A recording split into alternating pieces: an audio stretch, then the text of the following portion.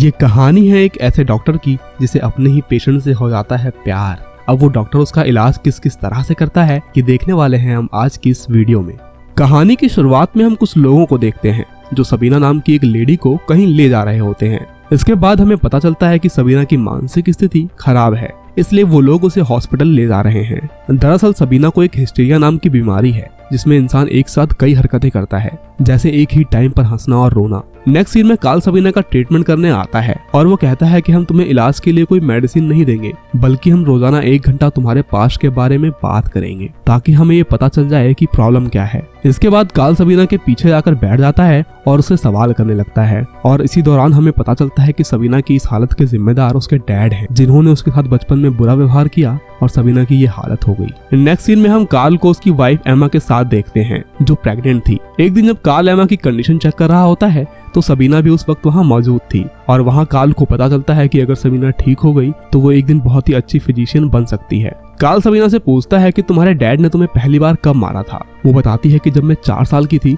तो मुझसे एक प्लेट टूट गई थी, इसलिए मेरे डैड ने मुझे बहुत मारा था। सबीना को मार खाकर दर्द तो हो रहा था लेकिन साथ ही उसे मजा भी आ रहा था। अब सबीना की ये बातें सुनकर कार्ल समझ जाता है कि इसी हादसे की वजह से वो इस बीमारी का शिकार हुई है। इसके बाद कहानी 2 साल आगे बढ़ती है जहां कार्ल अपनी वाइफ एमा के साथ डॉक्टर फ्रूड से मिलने आता है। वहां कार्ल और डॉक्टर की बात सुनकर हमें पता चलता है कि सबीना की हालत अब पहले से ठीक है और कार्ल के कहने पर अब वो मेडिकल की पढ़ाई भी कर रही है, क्योंकि शुरुआत से ही कार्ल का ये मानना था कि सबीना एक बहुत ही अच्छी डॉक्टर बन सकती है। आगे हमें पता चलता है कि जिस मेथड से कार्ल ने उसका इलाज किया था उसका इन्वेंशन डॉक्टर फ्रूड ने ही किया था, लेकिन बाकी डॉक्टर्स का मानना था कि ये मेथड जानलेवा साबित हो सकता है। नेक्स्ट सीन में कार्ल सबीना से मिलने जाता है और वो उससे बताता है कि आज मेरी मुलाकात डॉक्टर फ्रूड से हुई और मैंने उन्हें ये भी बताया कि तुम आगे जाकर एक बहुत ही अच्छी डॉक्टर बन सकती हो। और ये सुनकर सबीना को भी बहुत अच्छा लगता है क्योंकि वो भी हमेशा से ही मेडिकल की पढ़ाई करना चाहती थी। अब कुछ दिन ऐसे ही बीत जाते हैं, फिर फ्रूड एक ऑटो नाम के आदमी को कार्ल के पास इलाज करवाने भेजता है।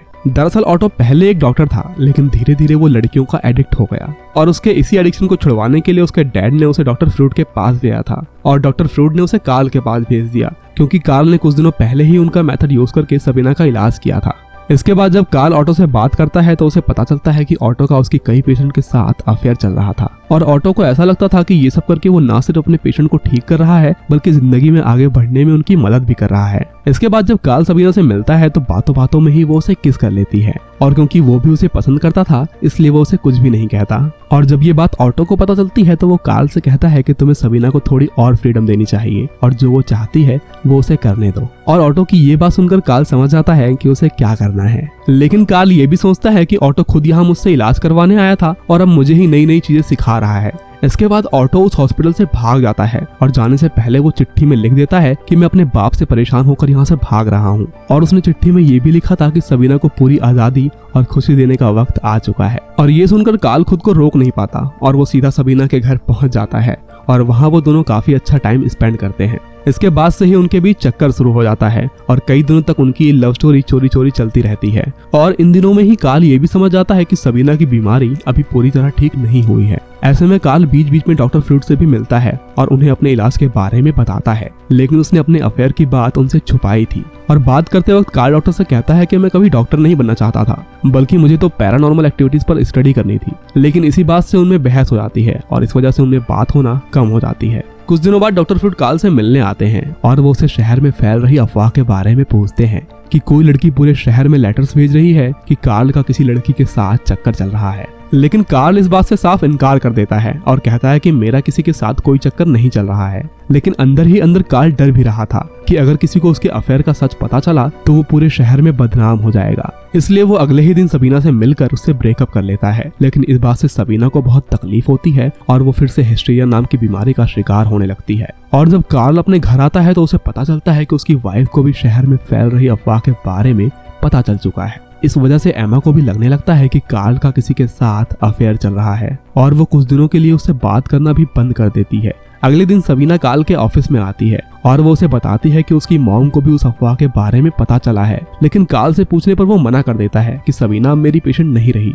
और ये सुनकर सबीना को बहुत गुस्सा आता है क्योंकि एक तो कार्ल ने उसे छोड़ दिया और अब वो लोगों से झूठ भी बोल रहा है। अब सबीना को अपनी मेडिकल की पढ़ाई करने के लिए किसी की हेल्प चाहिए थी, इसलिए वो डॉक्टर फ्रूड को लेटर लिखकर हेल्प मांगती है और साथ ही वो उस लेटर में अपने और कार्ल के रिश्ते के बारे में भी लिखती है। और जब उन्हें पता चलता है कि कार्ल और सबीना का अफेयर चल रहा था तो वो तुरंत कार्ल को लेटर लिखकर पूछते हैं कि क्या तुम्हारा और सबीना का अफेयर चल रहा था। लेकिन इसके जवाब में कार्ल लिखता है कि सबीना सिर्फ उसकी एक पेशेंट थी और इससे ज्यादा उनके बीच में कोई रिश्ता नहीं था।